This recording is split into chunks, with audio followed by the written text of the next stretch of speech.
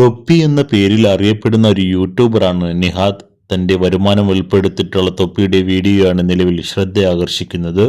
മയക്കുമരുന്ന് കച്ചവടമുണ്ടോ എന്ന ചോദ്യത്തിന് മറുപടി നൽകുകയായിരുന്നു നിഹാദ് എന്ന തൊപ്പി. മണിക്കൂറിന് 21,000 രൂപ തനിക്ക് വരുമാനമുണ്ടെന്ന് പറയുന്നു നിഹാദ്. തന്റെ വരുമാനത്തെക്കുറിച്ച് ബോധ്യമില്ലാത്തതിനാണ് ചോദ്യം എന്നും മറുപടിയിൽ പറയുന്നു. തൊപ്പിയുടെ സ്ട്രീമിംഗ് കോൺട്രാക്റ്റും ആ വീഡിയോയിൽ പരസ്യപ്പെടുത്തുന്നുണ്ട്.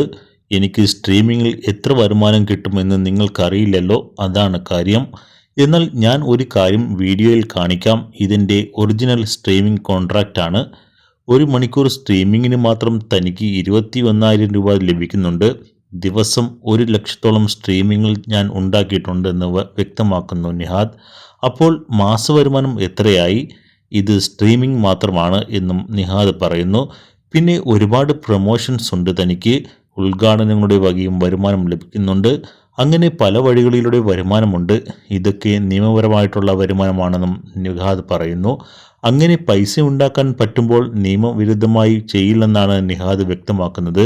എന്തിനാണ് മയക്കുമരുന്ന് കച്ചവടം ചെയ്യാൻ താൻ പോകുന്നത്?